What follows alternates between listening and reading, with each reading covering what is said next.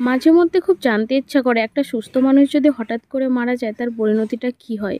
সত্যিই কি সে কোনো পুনর্জন্ম পেয়ে যায় নাকি এই পৃথিবীর বুকেই ঘুরে বেড়ায়।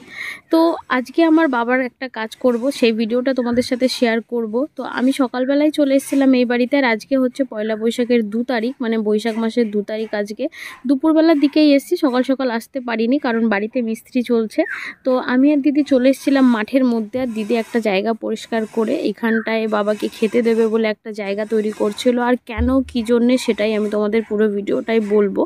তো তার আগে বলি, যেখানটায় মানে খেতে দেওয়ার ব্যবস্থাটা করা হচ্ছে বাবাকে, সেইটা হচ্ছে আমাদের মধ্যে যে নিয়মটা, মানে মাঠের মধ্যে 3 রাস্তার যে মোড়টা থাকে সেইখানটায় দেওয়া হয়। মাঠের মধ্যে মানে যে কোনো একটা ফাঁকা জায়গায় 3 রাস্তার আল বলি আমরা এটাকে, জমির আল যেটাকে বলা হয়, ওই আলের মাথায় বাবার জন্য এখানটায় পরিষ্কার করে সুন্দর করে লেপে দিয়ে যাচ্ছে, কারণ সন্ধ্যের সময় এখানটায় আমি আর দিদি আবার আসবো বাবাকে খেতে দিতে।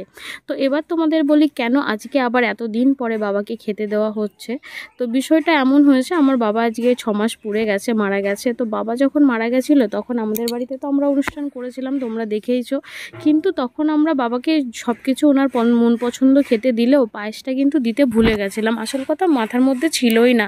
তাছাড়া বাবা যেসব জিনিস খেতে ভালোবাসে প্রত্যেকটা জিনিসই কিন্তু খুব সযত্নে আমরা বাবাকে দিয়েছিলাম। বেঁচে থাকতে মানুষটাকে অতটাও খেতে দিতে তো পারিনি, মানুষটা আমাদের পাশেই কোনো দিন থাকতে পারিনি, আমাদের সাথেই কোনো দিন থাকতে পারিনি। সেটা তারও কপাল খারাপ ছিল আর আমাদের তো ছিলই। তো সেসব কথা বলে এখন তো আর কোনো লাভ নেই। যাই হোক, তো তারপরেও বাবা যেটা খেতে পছন্দ করতো সেটা যখন দিইনি, তারপরে মানুষের থাকে না একটা আশা কিন্তু থেকে যায়। আর মানুষটা তো জানতোই না কি সে মারা যাবে। সে মানুষটার কত আশা ছিল, তার ছেলে মেয়ের বিয়ে দেখবে, নাতিপুতি দেখবে, সে তো কোনো কিছুই পারেনি।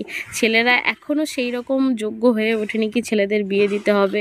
কত আশা নিয়ে একটা মানুষ এই পৃথিবী ছেড়ে চলে যায়, তাই না? প্রত্যেকটা ফ্যামিলিতেই বোধহয় এমন কেউ না কেউ থাকে যে সারা জীবন পরিবারের থেকে দূরে থেকেও পরিবারের জন্যে এতটা কষ্ট পায়। আমার বাবা কিন্তু আমাদের থেকে সারা জীবন দূরে থেকেছে, কিন্তু তারপরেও তার মনটা সারা জীবন আমাদের কাছেই পড়েছিল। সেটা হয়তো বুঝতে অনেকটা সময় লেগে গেছে, কিন্তু এটাই সত্যি।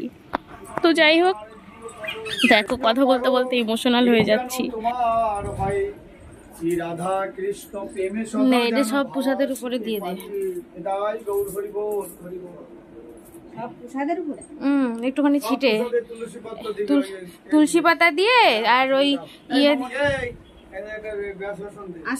তো বাবার সেই পছন্দের খাবারটা মানে পায়েস, সেটা আজকে আবারও অনুষ্ঠান করে দেওয়ার চেষ্টা করছি। মানে বাড়িতে একটু হরিনাম রাখা হয়েছে আর সেইটার উদ্দেশ্যে, মানে বাবার উদ্দেশ্যেই রাখা হয়েছে। আর কিছু লোকজনেরও ব্যবস্থা করা হয়েছে, তারা এসে গান বাজনা করবে বাবার নামে, আর বাবার আত্মার শান্তি কামনা করবে। আর আমরা যে প্রসাদটা বানাবো সেটা বানিয়েছি, আমি নিজেই বানিয়েছি, তোমরা তো দেখলে পায়েসটা বানিয়েছি। তো এইসব দিয়ে যেসব জিনিস, আর কিছু ফল টল আছে, মিষ্টি আছে, তারপরে হচ্ছে তোমার বোঁদে ফোদে এগুলো আনা হয়েছিল, মুড়ি।